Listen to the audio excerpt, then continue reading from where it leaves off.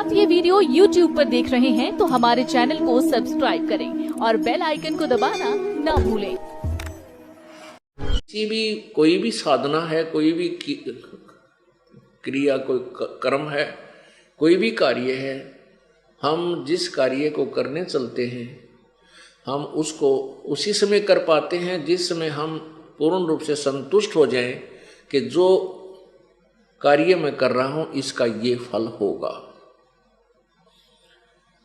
जैसे कोई बच्चा ट्रेनिंग करता है किसी भी, जैसे जेबीटी टीचर की या बीएड की या जेई की या किसी डिग्री करता है, इंजीनियरिंग करता है, तो उससे परिचित होता है।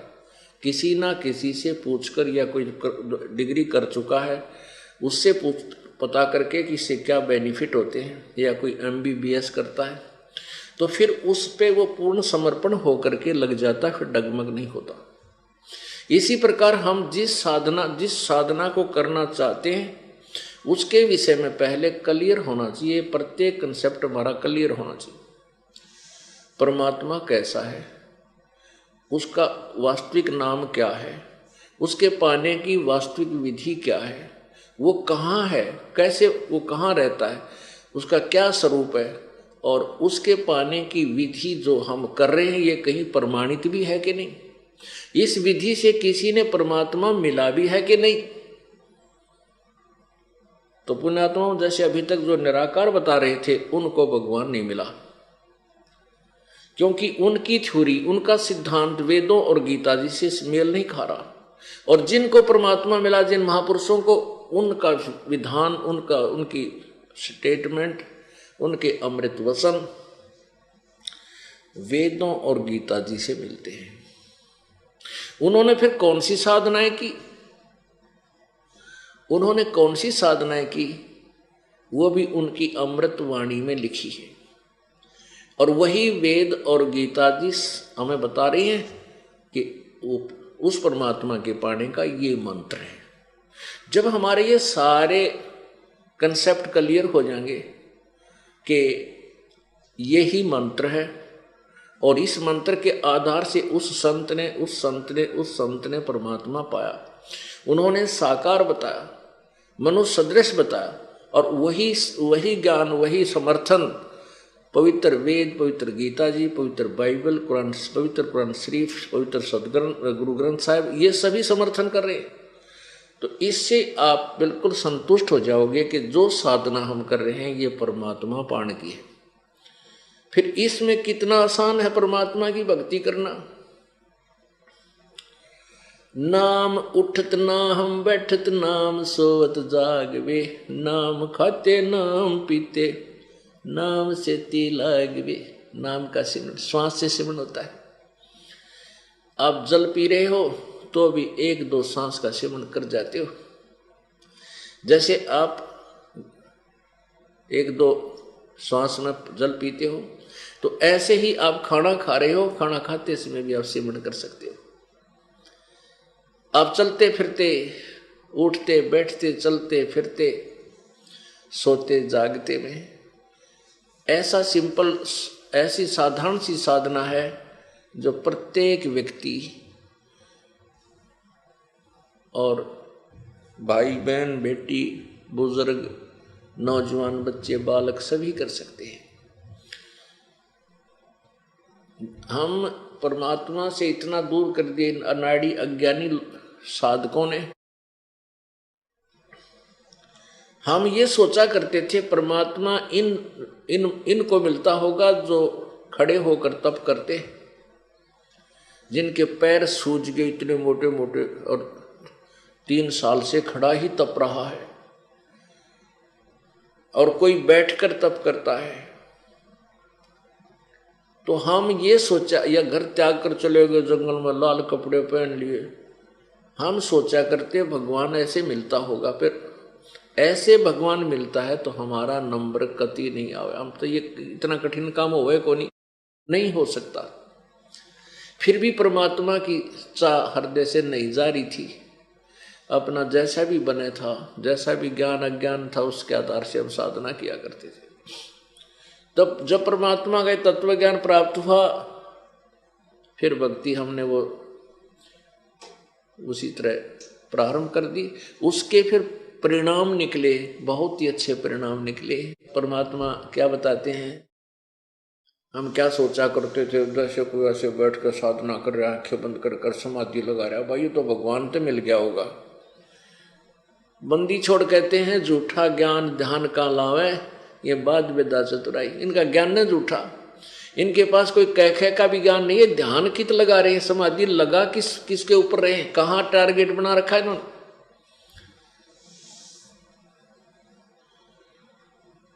अब क्या बताते हैं, डंब करें डूंगर चढ़े, अंतर छीनी झूल, जग जाने बंदगी करेंगे बोवे सूल बबूल। डंब डूंगर चढ़े, डूंगर माने ऊंचे ऊंचे स्थान पर विराजमान हो जाते हैं, दुनिया देखे महात्मा बैठा है, और फिर आकर्षित होकर के प्रणाम करने जाओ और 10 रुपये चढ़ावे। इसलिए ऊंचे स्थान पर बैठ कर नो दिखावट डोंगी डोंग करके नो पूरी आसन पदम लगा के, धूना दाना लगा के, चिमटा गाड़ के, दाढ़ी दूढ़ी बढ़ा के, परमात्मा कहते हैं ये डंब, डंब माने पाखंड, डंब करें डोंगर चढ़े और अंतर जीनी झूल, जग जाने बंदगी करें बोवे सूल बबूल। ये शास्त्र विरुद्ध साधना करके अपने भविष्य में बबूल के कांटे बो रहे।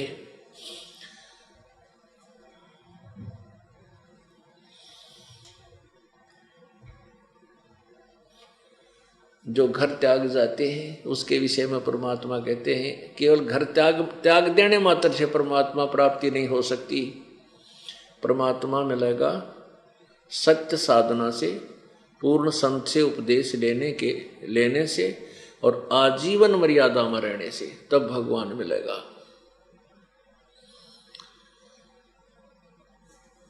एक भक्त बता रहा था, जैसे ये दास जब इस तत्व ज्ञान से परिचित हुआ, उपदेश देने का आदेश मुझे नहीं मिला था, तब तक अपने सर्विस करते समय अपना कोई मित्र साथी वहाँ बैठता जिसने भगवान की कथा सब आवे थी, उसके सामने चर्चा करने लग जाते थे। तो क्योंकि सबके अंदर ये अज्ञान भरा हुआ है, ये दास बताता कि कबीर भगवान, तो उनकी त्योड़ी पड़ जाती, ये कि तो भगवान ले आयो कबीर। कबीर भी कोई भगवान कभी सुना नहीं, देखा नहीं, किसी पता ना सुना आज तक। वो तो एक कवि था, जुल्हा था, शूद्र जाति का था, और फिर अपनी अटकल के लगाते हुए कहने संत तो वो हैं जो घर त्याग कर चले जाए, बाल ब्रह्मचारी रहे। तो ऐसे वो 2-4 बैठे होते तो अपनी अपनी अटकल लगाते। एक कहने लगा, एक बार मैं ऋषिकेश हरिद्वार साइड में गया था, आगे पहाड़ों पर चला गया और आगे वन में चला गया। वहाँ एक विशेष चर्चा का विषय था कि यहाँ एक ऐसे संत रहते हैं निवस्त्र, अपने पर्दे के ऊपर केवल एक केले का पत्ता बांधते, और भाई जब उसके निकट कोई आदमी व्यक्ति पहुंच जाता है तो भाग कर जंगल में गहरा चला जाता है कि तो गुफा बना रखी उसने। तो वो कहता है एक दिन मैं वहां गया तो ऐसी चर्चा का विषय हो रहा था कि वो साधु इस टाइम से बाहर आ जाता है, तो घने व्यक्ति 10, 15, 20, 30 व्यक्ति नो देख रहे इधर उधर, कहाँ से दिखा वो। कहने लगे उस दिन वो हमने पीछे से जाता हुआ दिखा, बस थोड़ा सा झलक पड़ी, फिर वो एक तरफ एकदम जंगल में घुस गया। ओहो, जब दर्शन हो जाते तो बेड़ा पार हो जाता। अब परमात्मा कहते हैं कि उनके दर्शन तक बेड़ा गर्क हो जाता। अब क्या बताते हैं कि केले की कोपीन है और फूल पान फल खाही, नर का मुख नहीं देखते जो बस्ती निकट ना जाही। वो जंगल के रोज हैं जो मनुष्यों बिद के जाही, निस्तिन फिरे उजाड़ में नो भगवान पावे नहीं। परमात्मा उनके विषय बताते हैं कि जिनको तुम ऐसे परम संत मानते हो, केले के पत्ते का तो लंगोट यानी एक जांगिया बना रखा, अंडरवियर और वस्त्र है नहीं। और फूल, पान माने पत्ते, फूल पत्ते और फल खा करके वो निर्वाह करते हैं। और बस्ती कहते निकट भी ना जाते, उनकी ये महिमा गाई जाती है।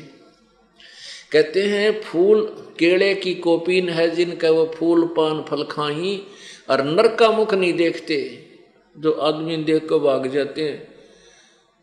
और बस्ती निकट ना जाही, वह जंगल के रोज हैं। रोज एक नील गाय को कहते हैं, जो जंगल में पशु भागते रहते हैं और देख का आदमी निकट आ जाए तो भाग लेते हैं, खखाट आ जाते हैं डर के मारे।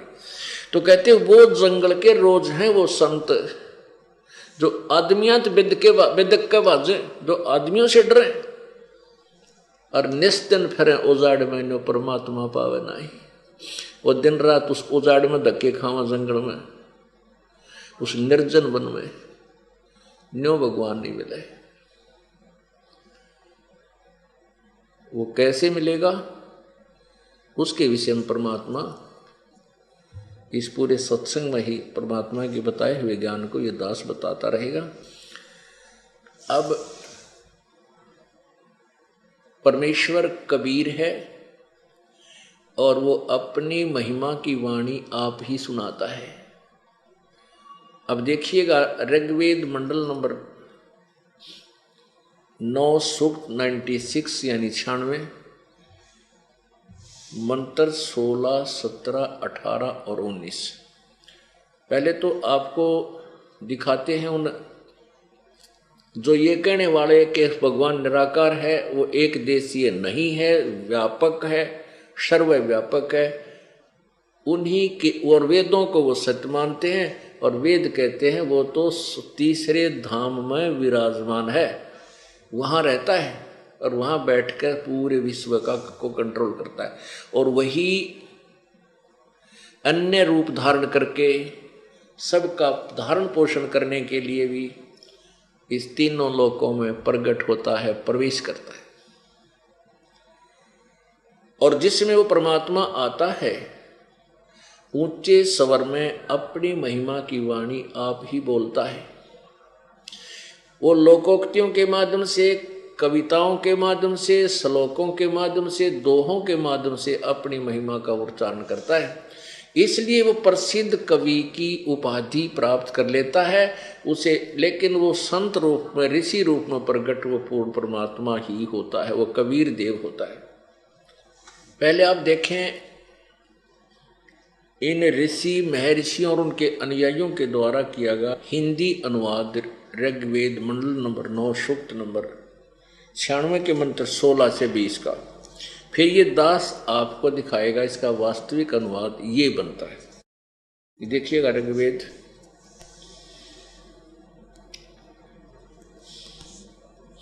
महर्षि दानंद सरस्वती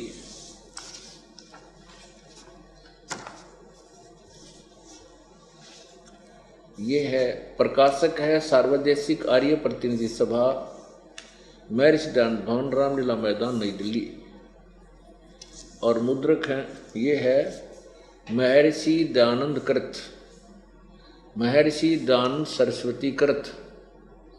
वैसे तो इन्होंने इस महर्षि दानंद की इतनी महिमा बना रखी थी कि इसके नाम से ये वेद वे क्या करते कि अच्छा महर्षि दानंद द्वारा अनुवाद कर रखा। लेकिन ये इतने झूठे हैं ये लोग। यहाँ महर्षि दानंद कृत लिखा है, 9वां और 10वां, 9वां और 10वां जो मंडल है ये महर्षि दानंद के द्वारा अनुवादित नहीं है, ये और संत के द्वारा है। ये देखो इसका आपको दिखाता हूं, ऋग्वेद भाष्यम।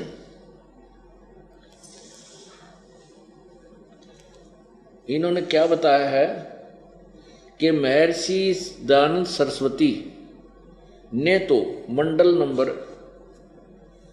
1 से 6 का अनुवाद कर रखा है और श्रीपाद दामोदर सातवलेकर ने मंडल 7 से लेकर 10 का अनुवाद किया है।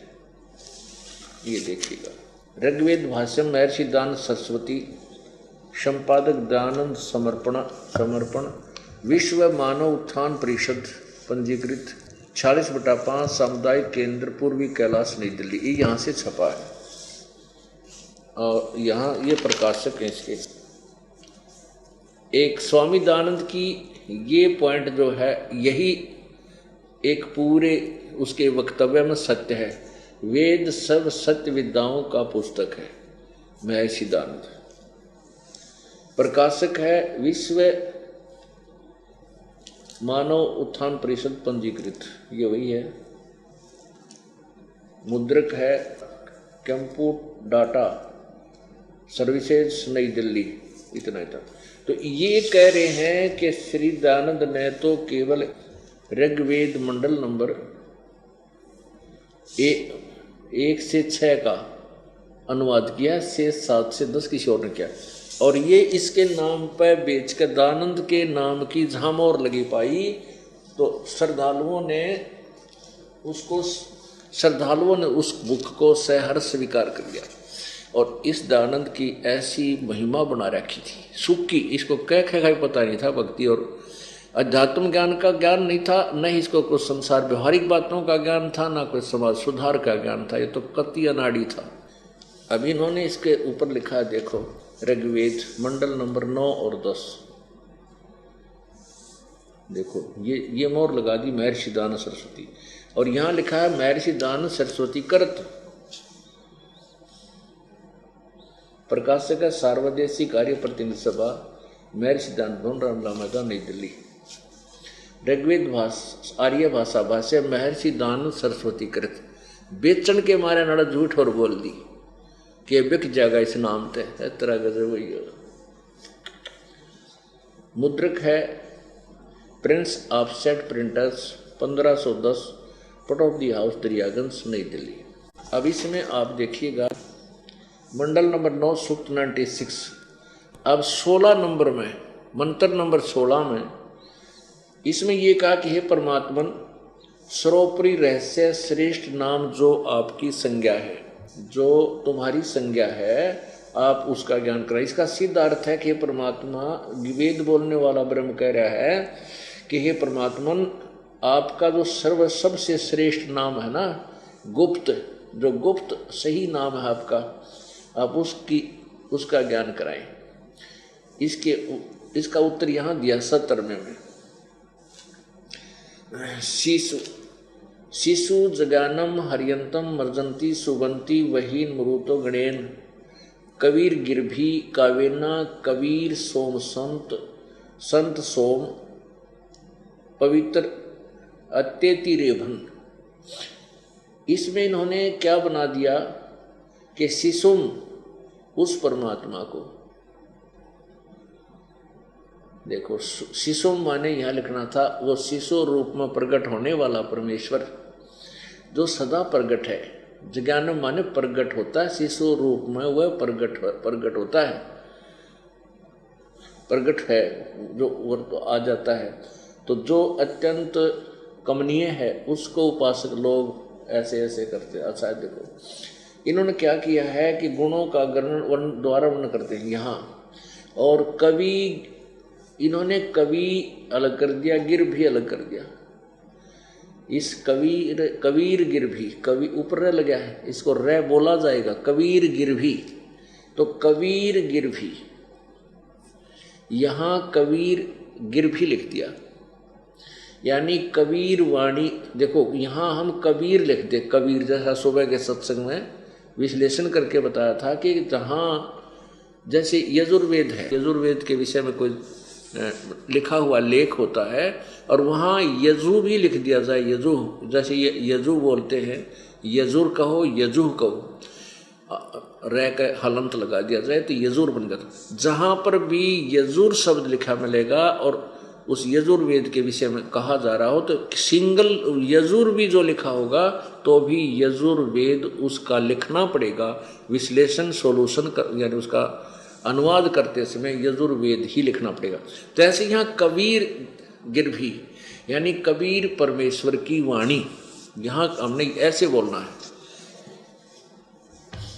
ये देखो इस 17वें में कबीर गिरभी, कवि, यहाँ इसको हम कबीर बोलना, इनको दोनों को एक ही ब्रैकेट में ले लें कोष्ठ में, तो कबीर गिरभी, अर्नियों का न लिख लें, कबीर गिरभी बस। तो यहाँ लिखते हैं कबीर, गिर भी माने वाणी द्वारा, कबीर माने हम कबीर लिखते हैं, कबीर वाणी द्वारा, कावेन कविताओं से, कविताओं के माध्यम से उस स्तुति करते हैं। सोम अमर पुरुष, सोम स्वरूप, पवित्रम परमात्मा कारणवस्था में, रेभन माने गरजता हुआ, अतिक्रमण करता है। अब इनके अनुवाद का कि तो सर पैर भी कोई ना। अब देखो इस दास के द्वारा किया हुआ अनुवाद, इसके पढ़ने से आनंद आते हैं।